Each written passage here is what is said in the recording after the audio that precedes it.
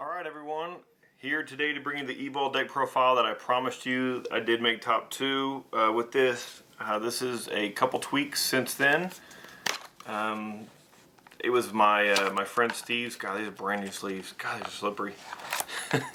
My friend Steve's deck, and we had talked about ways to do it, and so I just tried his out to kind of see how it worked, see if our ideas were good. I mean, it seemed like it worked well. Obviously, I made top 2. I played, I think, at least one deck that really wasn't so great, so I don't want to say this is amazing, but it did go, what, 4 rounds, 5, 6 rounds, and I went X1 until the top 2, and then we didn't have time to play, so.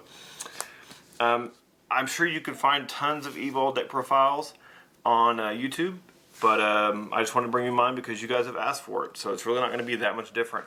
I do play 1 Gores. A lot of people think this is a little, I don't know, a little crazy because you do side into Gozen match.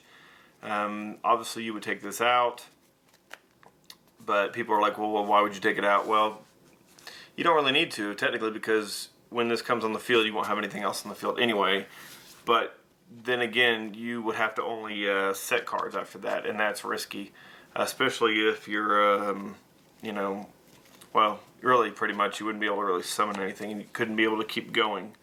So that's why Gores is in there, just for pretty much first game, and depending on who you play, you'll put your Gozen match in and take him out.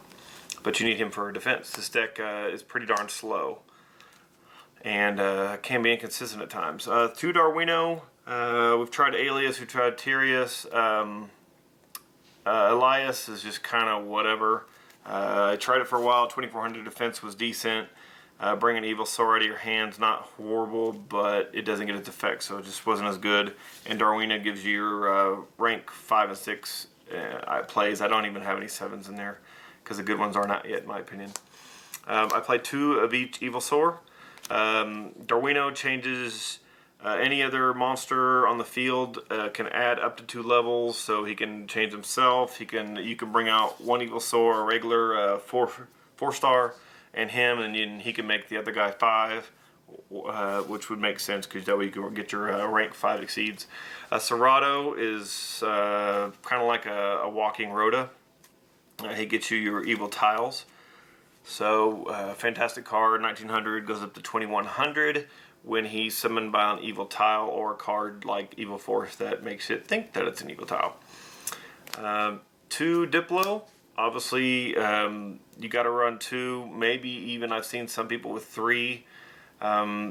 He's your, I mean, I hate to compare these guys to a Glad Beast, but that's probably what's going to make the most sense. So he's your bestiary.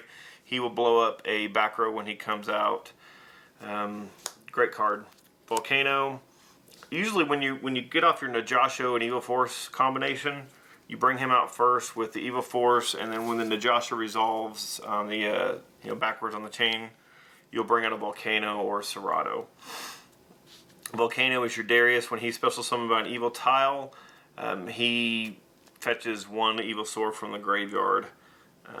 As far as I know, it's any level. So 3 Westlows. You guys got to run 3 Westlows. He's got 1900 defense, so he can really save your butt when you're in a tight spot.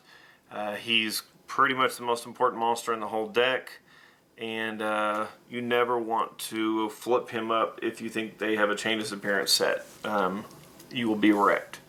So anyway, he special summons an Evil Sword from the deck, straight from the deck, and that's when you're probably going to bring out, if you've got an Evil Sword in your graveyard, you're going to bring out Volcano to make into a Logia or Dolka, most likely Logia, since you do play Veilers.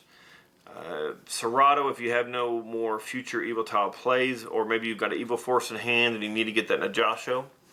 If you really don't have any combos with the graveyard, like it's early, and you don't have an Evil Force, you bring out Darwino with Evil Tile Westlow, and you make Westlow into a 5, you make your rank 5. A lot of people don't see that play or don't make that play, and it's just too bad. 2 Najasho, tried out 3 for quite a while, but you only need 2.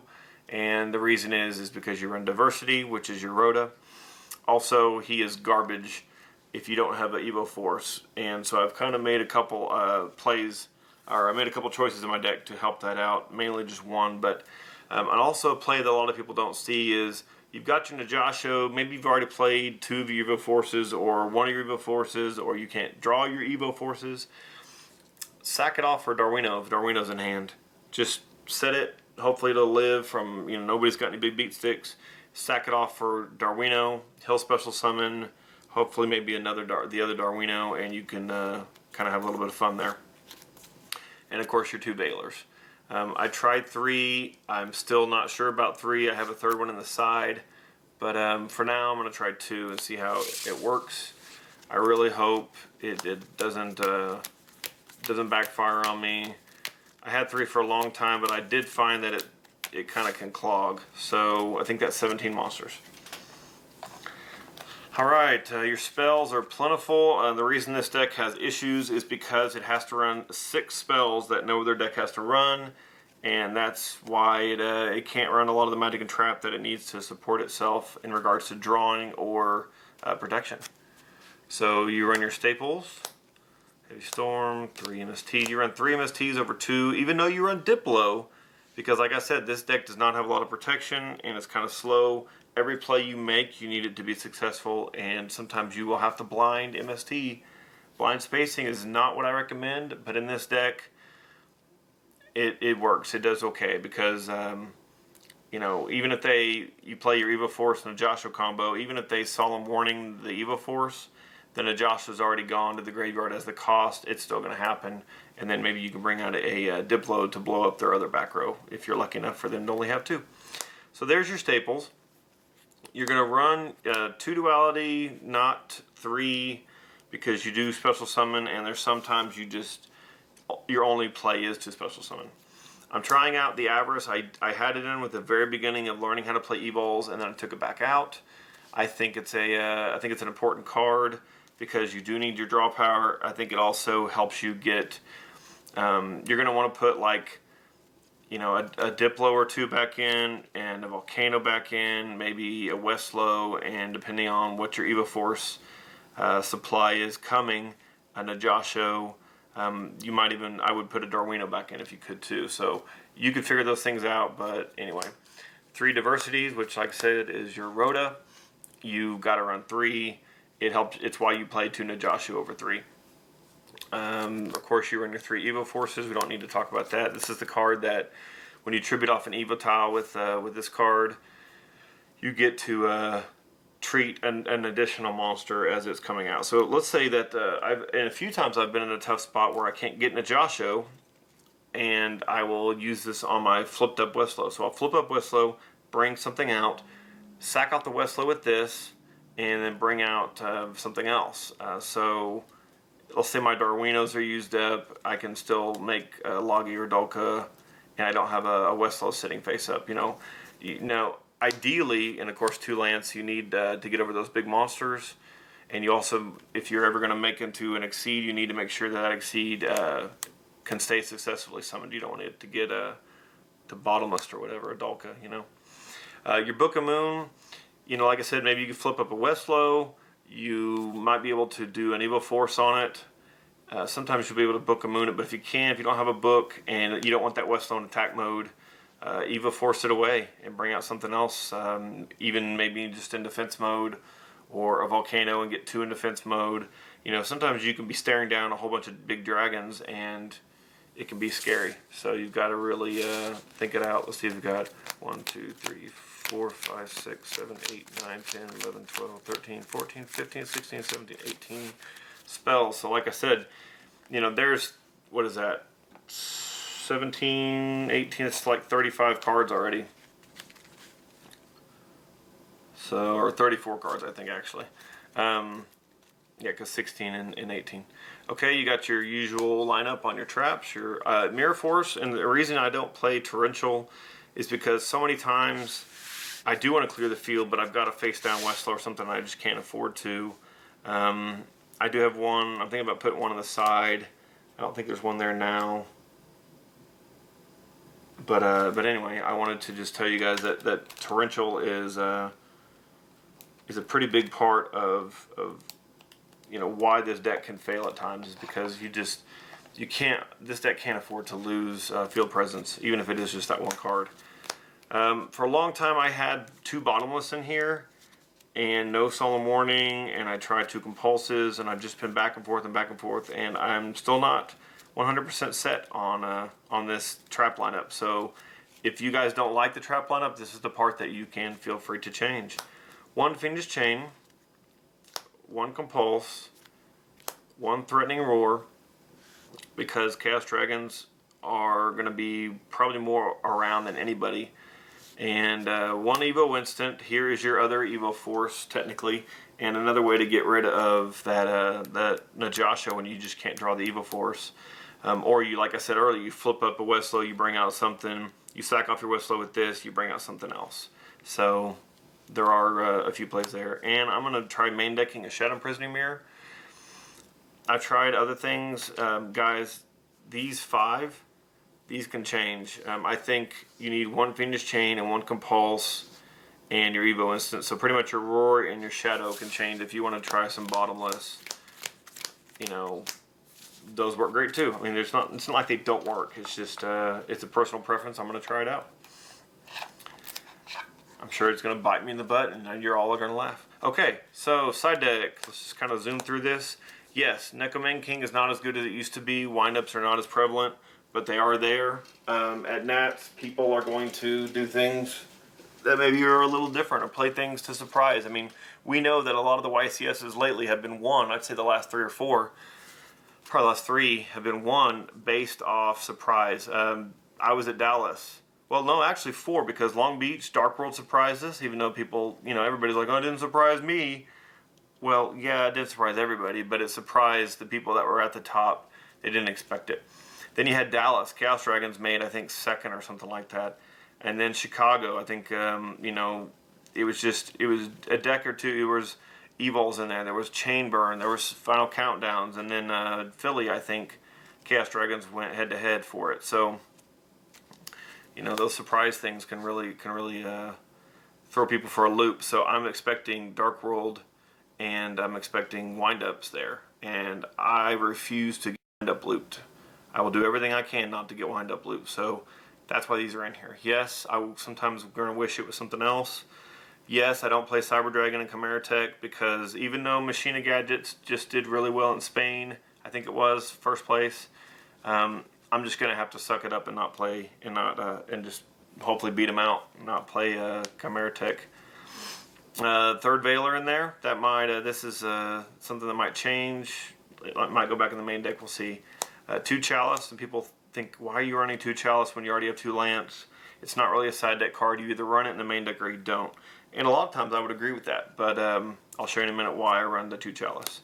Prohibition, I can't find my hollows somewhere, but anyway, Prohibition, such a good card. You know, it's hard. Sometimes you can set an MST and then call out MST. Of course, you don't say MST, you say Mystical Space Typhon.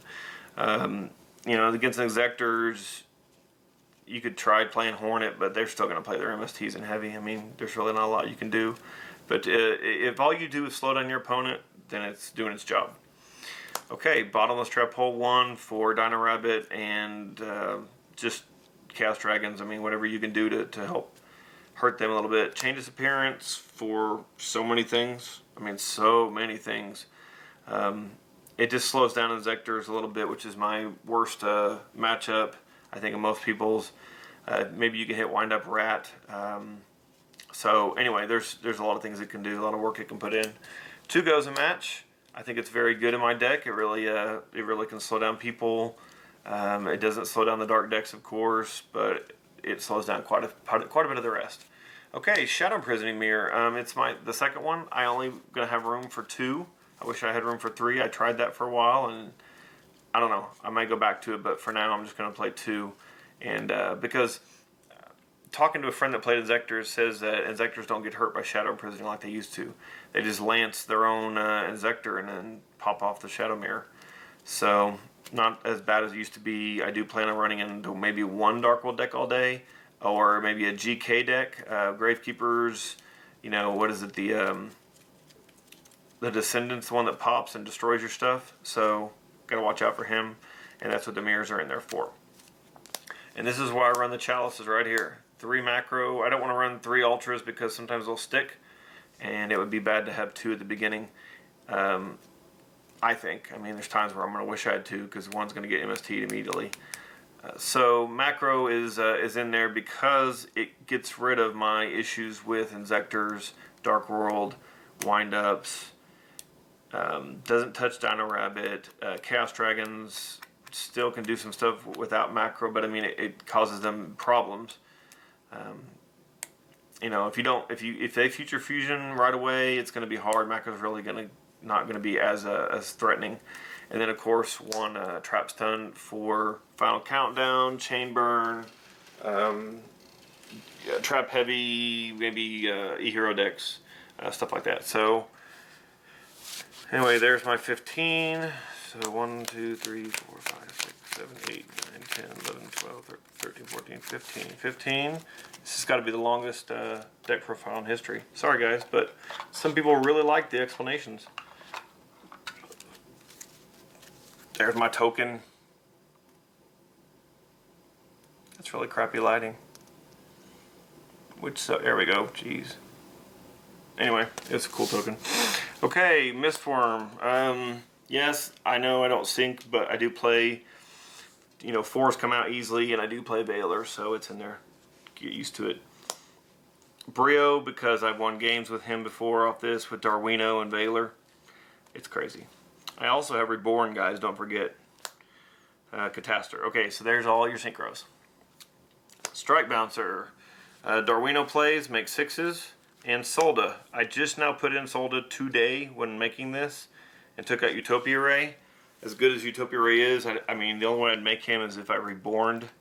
I doubt I'm ever going to make a Utopia Ray, or Utopia, excuse me, over some of the other things. So Solda is very, very good. If you don't know what he does, he says, this card cannot be destroyed by card effects while it has material. So in a kind of a strange way, it's a little bit like, I guess, Tyrus. When your opponent special summons a monster, you can detach a material from this card and destroy the monster. So he would work, you know, as far as I know, he would work, I guess, similar to a Thunder King. I think Thunder King it destroys, but it might negate. I can't remember. The point is that Solda is very, very good, and he can really help. I mean, he's also 2600, so that's pretty beefy to get. The only thing that I guess could take him down would be Pearl. That's easily made, and of course the rank 5s out there. So Zenmaio, we know what he does. Destroys 2 face down. Tyrus can't be destroyed by card effects. Destroys something else. This pops face ups. Adrius. I have my little misprint Utopia here with no name, just in case you need it. Double Logia, double Dolka, which I am sad that's getting reprinted so quickly when Scrap Dragon still hasn't been reprinted.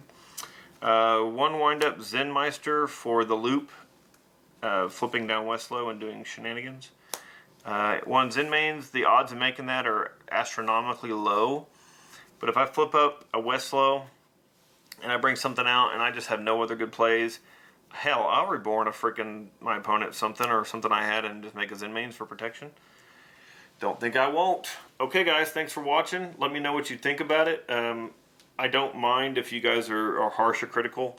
That's why I'm bringing this, because I am playing Nats next Saturday and I want to hear your thoughts on it.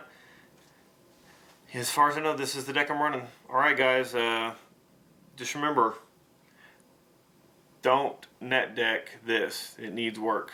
And I think you should never net deck anyway. So be original and click the like button. Thanks guys.